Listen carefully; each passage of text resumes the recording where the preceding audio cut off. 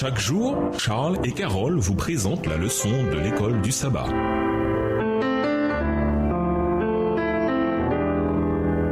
Bienvenue dans votre émission. Dieu nous parle. Nous sommes de mercredi. Les morts ne savent rien. Lisons Job 3, les versets 11 à 13, Somme 115, verset 17, Somme 46, verset 4 et Ecclésiaste 9, les versets 5 et 10. Que peut-on apprendre de ces passages sur la condition des êtres humains au moment de leur mort? Job 3, les versets 11 à 13. Pourquoi ne suis-je pas mort dans le ventre de ma mère? Pourquoi n'ai-je pas expiré au sortir de ses entrailles? Pourquoi ai-je trouvé des genoux pour me recevoir et des mamelles pour m'allaiter? Je serai couché maintenant, je serai tranquille, je dormirai, je reposerai. Somme 115, verset 17. Ce ne sont pas les morts qui célèbrent l'Éternel, ce n'est aucun de ceux qui descendent dans le lieu du silence. Somme 146, verset 4. Leur souffle s'en va, ils rentrent dans la terre, et ce même jour leurs desseins périssent. Ecclésiaste 9, les versets 5 et 10. Les vivants, en effet, savent qu'ils mourront, mais les morts ne savent rien, et il n'y a pour eux plus de salaire, puisque leur mémoire est oubliée. Verset 10. Tout ce que ta main trouve à faire avec ta force, fais-le, car il n'y a ni œuvre, ni pensée, ni science, ni sagesse dans le séjour des morts où tu vas. Certains commentateurs bibliques avancent que ces passages, Job 3, les versets 11 à 13, Psaume 146, verset 4 et Ecclésiaste 9, les versets 5 et 10, écrits dans un langage poétique, ne peuvent servir à définir la condition des êtres humains au moment de leur mort. Il est vrai que la poésie peut parfois être ambiguë et facilement mal comprise, mais ce n'est pas le cas de ces versets. Leur langage est clair et leurs notions sont en harmonie avec les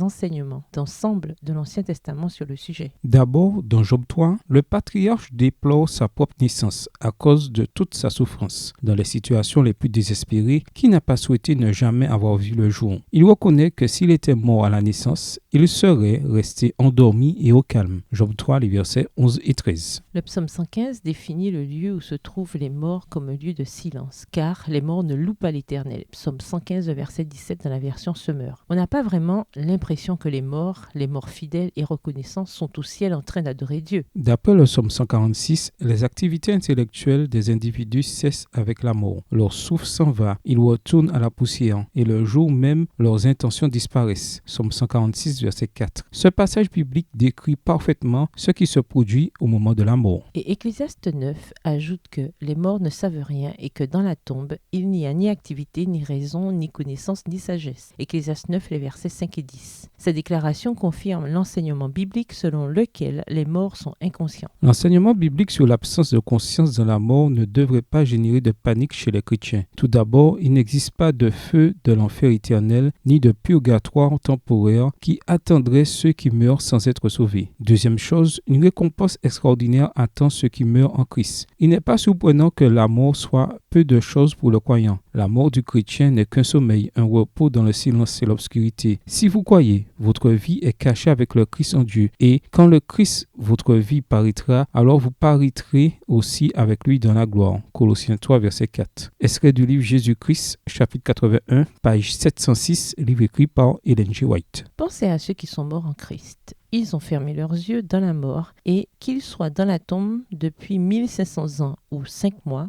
pour eux, c'est la même chose. Un instant plus tard, ils ouvriront les yeux et ce sera le retour de Jésus. Dans ce cas, pourquoi peut-on dire que, dans un sens, les morts sont mieux lotis que nous autres vivants? Au revoir. Et à demain si Dieu veut.